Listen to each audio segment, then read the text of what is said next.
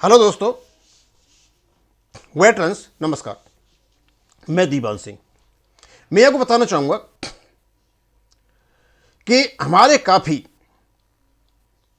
Pensioners actively and dynamically pension updation को लिए हुए आगे बढ़ते चले जा रहे हैं।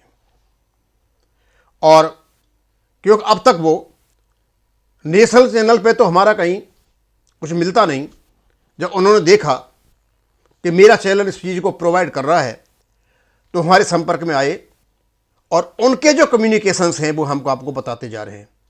वेणुगोपालन साहब ने कितनी मेहनत की है वो आपको हमने बताई। अभी रिसेंटली एक डायनेमिक पर्सनैलिटी जो अपने पार्टनी साहब बताई, और एक और डायनेमिक पर्सनैलिटी है देवाशीष मजूमदार।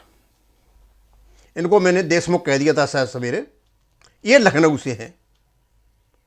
ये एसबीआई के रिटायर्ड पेंशनर हैं, एक्टिविस्ट भी हैं और ये वकील भी हैं। इन्होंने एक लेटर माननीय सीजीआई को लिखा। इन्होंने 5/11 को लिखा। आज मैं 6 तारीख को इसका वीडियो भी डालने वाला हूं। ये लिखते हैं, the chief justice of India, Supreme Court of India. इनका सब्जेक्ट है prayer for justice, pension updation for the dying bank pensioners pending for 32 years. आगे कहते हैं, respected sir, with utmost respect and hope, I write to you, to your lordship, on behalf of around 8 lakh पेंशनरों के behalf पे मैं ये पत्र आपको लिख रहा हूँ, across India, who have been denied and dyingly awaiting justice regarding their long pending issue of pension updation। 1992 से अब तक ये अपना इंतजार कर रहे हैं और सारी बातें लिखी उन्होंने। Despite repeated representation to various authorities, lakhs of senior and super senior aged pensioners, many now in their declining years and ill health are being denied the rightful enhancement of their pension in accordance with the principles of natural justice and legal principles. अब इन्होंने जब natural justice की बात कर दी, बहुत बड़ी बात कर दी। इसको कोर्ट जानते हैं अच्छी तरह से क्या होता है क्या नहीं होता है। आगे मैं थोड़ा इसे पढ़ देता हूँ अपने फोन से। Tragically lakhs of pensioners have not survived the lengthy wait, their families are in economic distress, facing penury, and the ones living are in deep anguish and desperate, deprived of their financial dignity owed to us after decades of loyal and dedicated service to the people and nation। आगे लिखते हैं वो, we languishing bank pensioners humbly beseech your lordship for immediate humanitarian and compassionate intervention, urgently in early directions to ensure immediate relief for these dying elders in the interest of natural justice and humanity. Your lordship, visionary leadership and from commitment to justice have kindled hope among the voiceless languishing bank pensioners। आगे उन्होंने इसको लिखा, kindly accept and prayer with. अंत में उन्होंने यही कहा, ये थोड़ा बता देता हूँ, पढ़ा है मैंने। उन्होंने रिक्वेस्ट किया है कि आप हमारे जो ये डिस्ट्रेस है इसे आप ख़त्म करने के लिए कदम उठाएं। इन्होंने यहां कहीं भी अर्ली हियरिंग की बात नहीं की।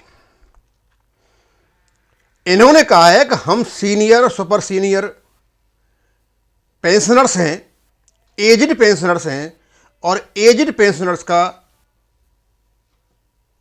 जो डिग्निटी ऑफ लाइफ है आर्टिकल 21 और आर्टिकल 14 दोनों यहां लागू होती हैं।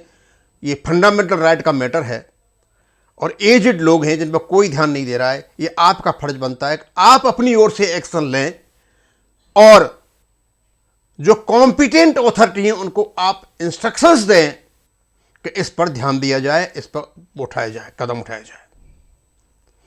अब इसका एक प्रोसीजर होता है। उन्होंने बताया हमको कि इनका ये लेटर है वो खुद तो भेजेंगे चीफ जस्टिस ऑफ इंडिया को, और ये लेटर रजिस्ट्रार के पास जाएगा, सुप्रीम कोर्ट के रजिस्ट्रार के पास। रजिस्ट्रार साहब इसको आप रिसीव करेंगे, रजिस्टर करेंगे और लेकर के चीफ जस्टिस ऑफ इंडिया के पास भेज देंगे। इसको पढ़ेंगे भी। अब इसके दो अर्थ निकलते हैं। जैसे ही रजिस्ट्रार के पास जाएगा, इस प्रकार की रिक्वेस्ट जाएगी, तो रजिस्ट्रार को भी पता है कि हमारा केस 2016 से माननीय सुप्रीम कोर्ट में पड़ा हुआ है कि तारीख नहीं लग पा रही है। एक तो रजिस्ट्रार प्रेशर जाएगा, भैया तारीख जल्दी लगाओ, इनडायरेक्टली। दूसरा, ये case chief justice of India के पास जाएगा। अब क्योंकि ये सीनियर और सीनियर मोस्ट बैंक पेंशनर्स का मुद्दा है, तो ये फर्स्ट प्रायोरिटी पे लिया जाएगा। और जो रेलिवेंट अथॉरिटीज हैं, इसमें आपका मिनिस्ट्री ऑफ फाइनेंस भी है, डीएफएस है, उनके पास आईबीए भी है, बैंक भी है। पहुंच वही जाएगा, उनसे पूछा जाएगा कि भाई ये क्या हो रहा है। स्वाभाविक सी बात है, जब इस देश का chief justice of India in चीजों को पूछेंगे तो आशा यह है कि आपके केस की सुनवाई भी जल्दी होगी और ये समस्या सुलझ भी जाए। अब ये कोशिशें हैं, ये प्रयत्न हैं, जितने भी रास्ते हैं, मेथड्स हैं, वकील लोग ज्यादा जानते हैं, हम तो कम जानते हैं, तो लगे हुए हैं। ये तीनों ही एडवोकेट, चाहे वेणुगोपालन साहब हो, उसने वो हर जगह लिख रहे हैं। पाटनी साहब हो, वो शिकायत भी कर रहे हैं, लिख भी रहे हैं। ये तीसरे और देवाशीष मजूमदार लखनऊ से, एसबीआई बैंक के पेंशनर, एक्टिविस्ट भी हैं और एडवोकेट हैं, इन्होंने भी लिखना शुरू कर दिया।